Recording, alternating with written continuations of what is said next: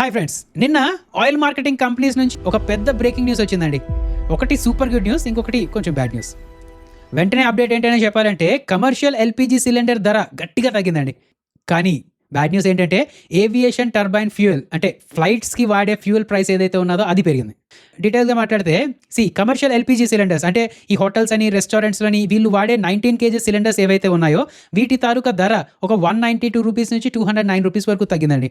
So ఇప్పుడు ఢిల్లీలో 202 rupees తగ్గి 2728 రూపీస్కి వచ్చింది సిలిండర్ తాలూకా ధర. అలాగే కోల్కతాలో 209 రూపీస్ తగ్గి 2872 రూపీస్కి వచ్చిందండి. ముందు కూడా ఒకసారి తగ్గింది అండ్ ఈ రెండో నెల కూడా తగ్గడం జరిగిందండి. అయితే ఒక విషయం గుర్తుపెట్టుకోండి, మీరు మనం ఇంట్లో వాడే డొమెస్టిక్ అదే 14.2 kgs ఎల్పిజి సిలిండర్ ఏదైతే ఉన్నదో ఇందులో ప్రైస్ చేంజ్ ఏమీ లేదండి. సెకండ్ న్యూస్కి వస్తే అసెడ్ ఏవియేషన్ టర్బైన్ ఫ్యూల్ ఏదైతే ఉన్నదో ఇది 5 రూపీస్ పర్ లీటర్గా పెరిగింది. ఏవియేషన్ కంపెనీస్కి 40-50% ఆఫ్ ద ఎక్స్పెన్సెస్ ఈ ఏవియేషన్ టర్బైన్ ఫ్యూలే కదా. సో అలాంటి దాంట్లో 5 రూపీస్ పెరగడం అంటే కొంచెం వీళ్ళ తాలూకా మార్జిన్స్ దెబ్బతినే ఛాన్సెస్ ఉంటాయి.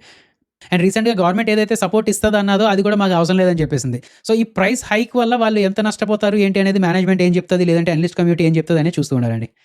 సో ఒక స్టాక్ మార్కెట్ ఇన్వెస్టర్గా దీన్ని మనం ఎలా డీకోడ్ చేసుకోవచ్చు? First thing, quick service restaurant stocks ఏవైతే ఉన్నాయో లేదంటే హోటల్ స్టాక్స్ ఏవైతే ఉన్నాయో వీటికి ఒక మాసివ్ పాజిటివ్ న్యూస్ టైపే కదా.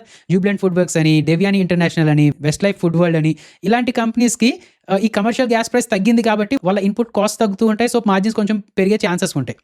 అయితే స్టాక్స్ ఎలా పర్ఫామ్ చేస్తాయి ఏంటి అనేది చూడాల్సి వస్తుందండి. అలాగే ఏవియేషన్ స్టాక్స్ పరంగా మాట్లాడాలి అంటే అఫ్కోర్స్ ప్రైస్ హైక్ అయింది కాబట్టి వాటి ఆపరేషన్ కాస్ట్ పెరుగుతూ ఉంటాయి. సో వాళ్ళు ఎలా రియాక్ట్ అవుతారు ఏంటి అనేది చూస్తూ ఉండాలి. ఆయిల్ మార్కెటింగ్ కంపెనీస్ పరంగా చూస్తే వీళ్ళు ప్రాఫిట్స్ మిస్ చేసుకుంటున్నారు కాబట్టి వీళ్ళు ఎలా రియాక్ట్ అవుతారు ఏంటి అనేది కూడా చూస్తూ ఉండాలి.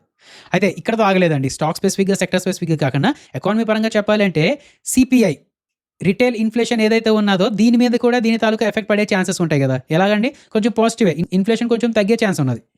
అలాగే రేపొద్దున WPI కూడా కొంచెం తగ్గే ఛాన్సెస్ ఉంది. సో ఇన్ఫ్లేషన్ కంట్రోల్లో ఉన్నదనుకోండి, ముందు RBI ఇంట్రెస్ట్ రేట్స్ తగ్గించే ఛాన్సెస్ ఉన్నాయి కదా. అఫ్కోర్స్ ఈ ఒక్క న్యూస్ వల్ల పెద్ద చేంజ్ రాదు, బట్ ఆ పరంగా ఉన్న అనాలిసిస్లో ఒక పాయింట్ యాడ్ అయినట్టు. సో మీరేమనుకుంటున్నారండి? ఈ న్యూస్ అనేది ఒక పెద్ద న్యూస్ అనుకుంటున్నారా లేక ఒక నార్మల్ న్యూస్ అనుకుంటున్నారా? ఎలాంటి స్టాక్స్ ఎలా రియాక్ట్ అవ్వచ్చు అని మీరు అనుకుంటున్నారో కింద కామెంట్స్లో పెడుతూ ఉండండి. ఇలాంటి వీడియోస్ మరిన్ని చూస్తూ ఉండడానికి మన యూట్యూబ్ ఛానల్ని సబ్స్క్రైబ్ చేసుకొని నోటిఫికేషన్స్ ఆన్లో పెట్టుకోండి. జై హింద్.